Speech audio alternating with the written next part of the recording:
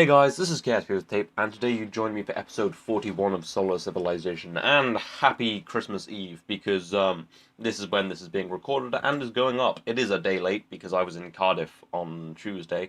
I thought I would be back earlier, but wasn't, so that's what happened there. Anyway, we're around Ike, and Duna is in the background, and it's time for Franklin and Kerman to get in the command pod, because they must go home now. It's actually a few days early, I think like 23 days early, but I have figured out a trajectory, given that I'm not actually around it, and I'm around Ike, it gives me lots of leeway or something, I'm not really sure. Basically, I have so much delta V in the stage that was supposed to get us out here, and I have that entire return slash escape stage, that I can just basically do what I want. I mean, I could, I can do pretty much any burn. So yeah, I have figured out not particularly efficient. I think it's probably about 300 meters per second less efficient than it could be, or maybe a little less given that I am around Ike. But still, it's going to be fine. So after a few orbits around Ike, we get into the position where we need to perform our burn to put ourselves in orbit around Duna. Then we'll go down close to Duna, but not at but yeah, we won't burn.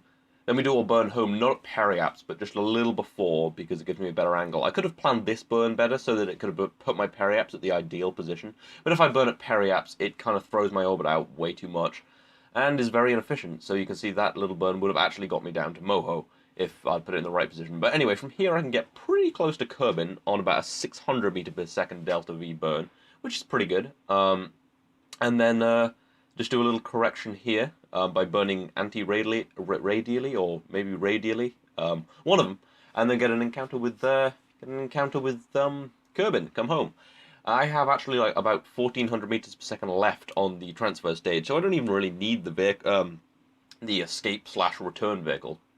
And it would be much nicer because if I use the vehicle that is on top of the spacecraft that was supposed to go home, it doesn't actually have any habitation, it just has the pod, so that would be very horrible for the crew. So I'll be sending this whole thing back, but it does seem kind of like an unnecessary waste to just throw that top spacecraft away, because it's got a lot of fuel. I mean, it's got a lot of delta V, so I might keep it for something. I don't know, maybe dock it to a station and then, I don't know, use it for moon stuff. But I have a lot of vehicles, but it would be nice to have this kind of old veteran vehicle which has been out to Duna and done many a thing, and has, well, it's done a lot of things. But anyway, using, this doesn't even have nuclear engines, does it? No. Getting some nice screenshots there. But using just the chemical engines, that was these, I think, Vestra engines in the KW pack, which have, I think, 400, an ISP of about 400, to push my way home, because I didn't have nuclear engines at the time. Because, well, I don't actually progress through the science tree particularly quickly, sadly. Even now, I'm still, way away from finishing it. Although this series was never about finishing the science tree, because a lot of people did that kind of thing where they just gunned to the end of the science tree, and it was like, oh, that was boring. And the only actual series I really liked of career mode was Scott Manley. Anyway, we have got our encounter close to Kerbin right there. But yeah, so I mean, what was I saying? Oh yeah, I liked Interstellar Quest because he took his time. So I took my time with this. Probably not anywhere near as good as that series. And I've only made like half the amount of episodes that he has. Anyway, enough of talking about other series. Let's focus on this one. And we have our encounter close to Kerbin. And I'm a little worried because it says 900 meters per second delta V, which is perfectly doable because I have a lot of delta V on the spacecraft. But it's actually just a matter of warping a little more until I'm actually in orbit of the sun, because there was a little void where I was in orbit not of the sun nor Duna. So, who knows? Anyway, let's perform our burns, since it is not too far away and I don't have anything else scheduled in that time. You can see in my alarm clock we are getting very close to our Dres probe, getting somewhere. That's our first actual, well, very much deeper space probe than anything else. I also have one heading out to Joule, and I believe I actually do have one heading out to Elu. Not that will probably get there within the lifespan of this series. But anyway, yeah, we have our encounter with Kerbin. But yeah, obviously, I mean, it takes like a year to get out to Elu, so it will probably be traveling for a long time, and this will probably be so outdated by then. Anyway, it's time to have an awesome crossfade I didn't actually put in, but accidentally did. Cool. Anyway, we're back on Kerbin. It always takes me by surprise when I accidentally put a crossfade in. Anyway, this is the S1 Raptor spaceplane. My kind of favourite spaceplane I've ever built because it's just really nice to fly and works. Whereas my much bigger one I've used is a little cumbersome, doesn't really work fantastically. So I'll have to look into that. But yeah, this is basically taking a leaf out of the Shuttle Era's book, because if you have been watching this series for many a episode, you'll remember the old space shuttles, which launched like the conventional space shuttles of Earth, with an external fuel on the bottom and two boosters, and those were very cool and took me a lot of time, so I did use them for a lot of things. But anyway, this is servicing a Duna spacecraft. It needs a few pieces of kit which are in the cargo bay and some struts because I have a Kerbal attachment system which allows me to strut things while they're in orbit or in space or just generally away from the VAB, which is rather nice. But yeah, this is basically just a space shuttle that one of my old space shuttles with like some external fuel tanks put between the wings and the fuselage, and then the engines changed out because obviously the engines were liquid fuel and oxidizer, solely liquid fuel and oxidizer on the shuttle. It was actually, it was a pretty good shuttle. I used it for servicing the Eve spacecraft, I believe. Well, I used it for a lot of things. I mean, it did a lot of cool stuff. But it did do a very good job of servicing the Eve spacecraft, and now it's little brother, which has a much better lifting capability and a much better reusability capability and all that sort of stuff. Is going to service a much better spacecraft. So yeah, it's a progression in technology. Anyway, we get up to very high velocities on these jet engines. Which is nice because I usually don't go anywhere near fast enough with these jet engines, and well, not these ones, but some jet engines. And anyway, it's time to switch over because I've got up to a pretty good speed, and usually I lose too much delta V just switching over to rocket fuel earlier because it's easy. And this is a vehicle which can go beyond low Earth orbit or low Kerbal orbit. It could go to I don't know if it could go to geostationary orbit, but it could go to a geostationary altitude, and I'm pretty sure it could actually do a flyby of the moon if necessary. Um, I don't know what good a flyby would be, but it could of course refuel at Fuel Station Alpha, my station that I very rarely use. I think right now it's only been used for docking that fighter spacecraft to it, the Scorpion from the last episode, which destroyed the evil spy satellite put there by some unknown organization. But it looked pretty primitive. It had one of those Stay Putnik, those kind of big round probe cores. We reckon it was put there by some pretty old technology. So yeah, we have someone stealing things from our labs, just stealing them, taking them to the shed. Like, yeah, let's turn this into something. Just sneaking around, stealing rockets. Oh man, I'm a little coldy because it's winter. Christmas is tomorrow. That is rather weird. Um, I've already had some of my Christmas presents. Well, some of them from my girlfriend, just because it was convenient, like my Batman wallet and my little bag of blue meth. I'm not going to explain that. It's just a bag of blue meth. No, it's like this sugar stuff, which is in like big crystals, and it's blue, and it's in a little bag, like one of those little drug bags with a Heisenberg face on it. It's very cool. I imagine drug dealers probably don't put their faces on their little bags of drugs because that would probably be a pretty poor hiding strategy. Anyway, enough of Christmas. It's the more important things. My KSP series, the most important thing, in everyone's lives, of course. So yeah, anyway, we're getting pretty close to the Duna orbital-based kit core ship. I do need a better name for it. I'm not just going to call it like Duna orbital base or Duna station. I could call it DSS, Duna space station. I could a Duna orbital station is DOS. I'm going to call it DOS. Oh, that's cool. Yep, this is now called the DOS. I'll rename it in the next episode. Cool, I just freaking named it. I don't know what I'll call the I could call the oh no. Duna ground base. DGB, that's no fun. Someone should come up with a name for that. Anyway, we're moving in close to the spacecraft now, and we just need to kind of angle ourselves because one of the things that I'm going to attach to it doesn't actually have any propulsion, so I'm basically just going to kind of ping it off at the spacecraft, using its torque and then pushing against the spacecraft. I'm not sure how well that will work. And because of clipping, it did ping off and almost break my kethane thing there. That satellite is for scanning kethanes. I know of one kethane field in Duna, but if it doesn't work, then it would be nice to have another one. Anyway, but this is just my little movable science package, which I can attach to any spaceship I want. And then just take it around and, refurbish it here. So I don't have to take a huge amount of scientific equipment. I thought that was genius of me. Anyway, so this is basically my only science package, so hopefully I won't lose it. But I've done a lot of science around Duna anyway, so it's fine. Anyway, with a little bit of RCS and mainly just pointing, I do actually manage to attach myself to that little probe. I was rather proud of that, because I kind of just flung it off. Anyway, it's time to put the Kethane satellite on there, which does have some RCS, because it is a movable satellite, because I want it in a slightly inclined orbit. I will probably, doesn't need to be in a polar orbit, because I'm probably never going to go to Duna's poles in search of Kethane, because it seems rather foolish. I'm going to stay around the equator, because it's, I need a lot of fuel. Although, I guess if I have Kethane, then I have, well, almost infinite fuel.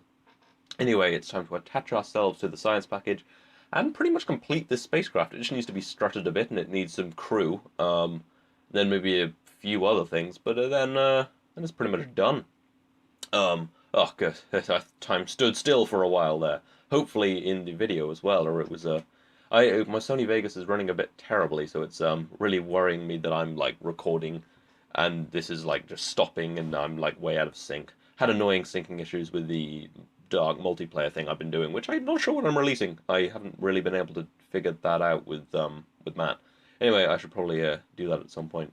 Anyway, but yeah, I had some syncing issues because I stupidly left my speakers on, and then his voice came through the speakers and got into my audio, and my audio wasn't quite synced with the video, so I basically had to do, well, you just basically remove the noise with like Audacity or Pro Tools. Anyway, fuck it. I've strutted that together.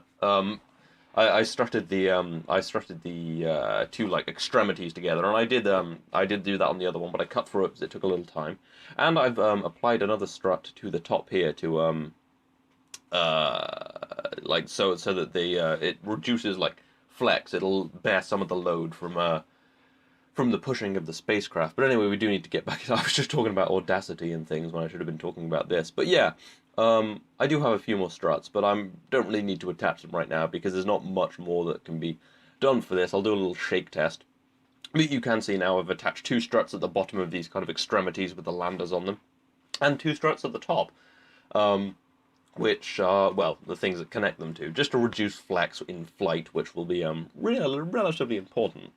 Now we'll just do a quick shake test of just to make sure it doesn't shake too much. And it's pretty terrible frame rate, so you can't tell particularly well. And this is actually at 1x time accelerate for once. But yeah, that's not bad. It looks like it'll just about do. Anyway, I feel like I was talking about audio stuff. Oh yeah, basically I just removed the noise using Audacity, rendered that out, and then normalized it in Sony Vegas to boost the bits of my voice that were lowered by the noise removal. Simple. I probably could have said that rather quickly, but I do tend to take my time with saying things and then get distracted from what's actually going on, and then just be like, oh god, I should be talking about the video, not my audio editing techniques. Anyway, it's time to get back into this spacecraft, and I do like the spacecraft. It looks rather cool with those shock cones, and it just looks very cool, I think. It's one of my favorite spacecrafts I've built. It's called the S1 Raptor. Maybe I'll make an S2, which is bigger. I'm thinking that big spacecraft, like the big plane I built, wasn't particularly good. Because, well, it just wasn't very good. Because it didn't really get into orbit particularly well, because it didn't really have enough thrust. Because the thing is, those B9 Sabre engines, which are kind of like the Rapier engines, they're great because they have a high ISP, but they overheat way too much, so you can pretty much never get full thrust out of them in atmosphere, so it really neuters them, and they weigh quite a bit. So it's better just to use Rapiers or a combination of liquid fuel and jets. But yeah, I might just build a bigger version of this because the stock parts are just a little nicer. And I am looking forward to, I don't know when I'm gonna, I've been thinking so much about, oh god, I want to use some of those new, like, like the parts they put in Point 90, like the Spaceplane Plus parts, and the like big cargo bay parts, all that kind of stuff. I do really want to use that, but I don't know when I'm going to end this series, because I had so much scope for it in my mind, and now it's probably getting like, it's doing well enough for me to kind of keep it going, but I don't want to be so far behind. Like, I don't know, I've tried upgrading it, but TAC life support's actually holding me back. And now Infernal Robotics. I might be able to do something about that, but again, I don't know if there'd be a huge amount of point. But yeah, I don't really know about the lifespan of this series, but hopefully I'll get to do some stuff. Put a base at least somewhere. Duna will be fine. But I had giant visions of like cities on lathe and around the Joule system, and then awesome stuff happening and like pseudo story about politics and space battles. I don't know. It would have been awesome, but I don't think. I think if you ever start off a series planning to do that, it's probably not going to happen. Anyway, yeah, I just left all this in because it was quite nice watching me just drift around the spacecraft in my spacecraft because it was just pretty with the kind of orbital mechanics doing its thing. We kind of because I'm slightly inclined to its orbit, so I move up and down relative to it during my orbit, and then almost hit it there. And because I'm going slightly slower, um, now I'll drift away because that was the plan. But yeah, we'll say goodbye to that for a while, but it will be going relatively soon, along with the base kit and the military kit, because always need a military kit after all these spy satellites. What if we find one around Duna? Whatever will we do? Oh god. Oh man, I have a wonderfully terrible cold. Anyway, it's time to perform our deorbit burn. Usually I just put the periaps around the KSC at about 30 kilometers and then just relatively aggressively go into the atmosphere. Because with B9 parts, they're pretty big, they're pretty sturdy, and I have some air brakes, so I can basically cheat my way down. There are, of course, ways you can do this more realistically, like slowing down in the upper atmosphere, like the shuttle used to do by turning, which would slow it down in the upper atmosphere where it's much less hot. But then it would re-enter much more easily. There would be less heat, and it would be much slower, so you could control it a little more. Um, and that is yeah, and that was just a full glider. This can glide back to the KSC, and that's what I'm going to attempt to do now. But it does have engines if need be, say if it falls short. But since you have seen this return, and you've seen many a shuttle return, oh, and there's a random bit of debris there that I was wondering about. This Duna Explorer debris, which came past quite fast. Anyway, I'm getting an annoying bit of UI glitching, so I just cut through that, and I've actually fixed the glitching. But yeah, that was a little bit of Duna Explorer debris that flew past. But anyway, I'm just going to show you a few cuts of my re-entry, because I've returned many a space plane in this series. So yeah, this is just kind of the nice sunrise and me aligning my spacecraft ready for re-entry, changing the camera with it. Charlie and Lobus come and look happy as hell that they're going home to go get a nice beer. Anyway, a nice space beer. Well, no, a ground beer, I guess. Anyway, or whatever. Maybe some Heisenberg blue meth, like the stuff I've got. Man, I hope someone didn't just skip to now, didn't hear the thing about it being sugar, and it's like, what the fuck? Anyway, this is, yeah, just kind of starting to feel the effects of burning up, the plasma around my spacecraft. Oh, and there was a really nice video of from the Orion capsule on re-entry of the actual plasma being around it. That was a very cool video. I implore you to check that out. I think it's just on the NASA channel. Anyway, and then a little more burning, much more intense fire, flared the air brakes as not to die in fire. This is my trial by fire. But yeah, the Orion thing was very well documented. There was a lot of nice pictures of like orbital, like Earth from high orbit, and then that really nice video of it re-entering, and you can see all the fire and the plasma, and I think that's on the NASA channel. So if you want to check that out, look there. Anyway, yeah, just skipping ahead a bit, as I aggressively dive, you can see the flames get pretty intense, but they do die off pretty soon. I think they actually die off around now, given this is the last little clip. Yeah, you can see them kind of fading away now. But anyway, there was a lot of this, so I just decided to skip through. I managed to slow down. I had a little bit of a kind of a steep dive at about Mach 3 even, to really slow me down and put me in line with where I needed to be. But yeah, it wasn't particularly interesting. But anyway, time to turn into the runway and just line myself up from far away. Will be fairly difficult, but I can use those air brakes to control my descent rather easily, and if I do fall really short, I do have engines, which I have switched to jet engine mode.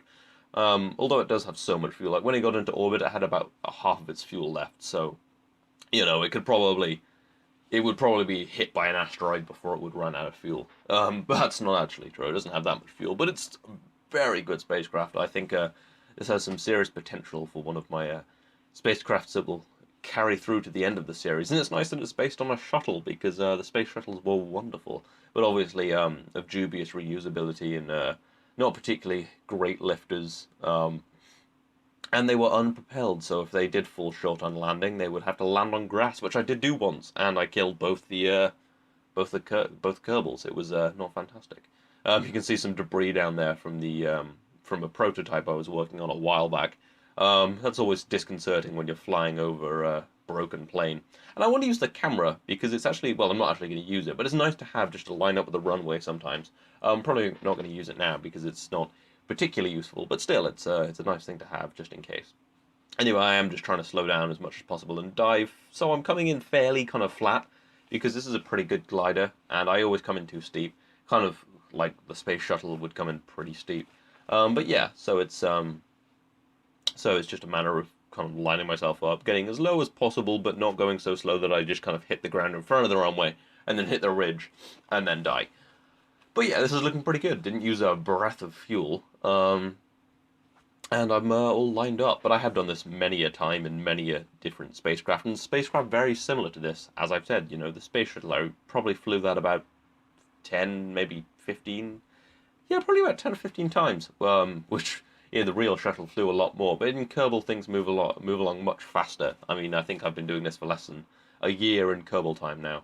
But anyway, we are coming down on the runway, and it's looking pretty good. I mean, I'm on the side a bit, but I probably will come down in a pretty good place on the runway, and it's just lining myself up and wishing I was going a little slower, and then flare a little bit, touch down, and then jump again, because it wasn't a particularly good landing. Very hard, but those B9 landing gear do provide a very nice job.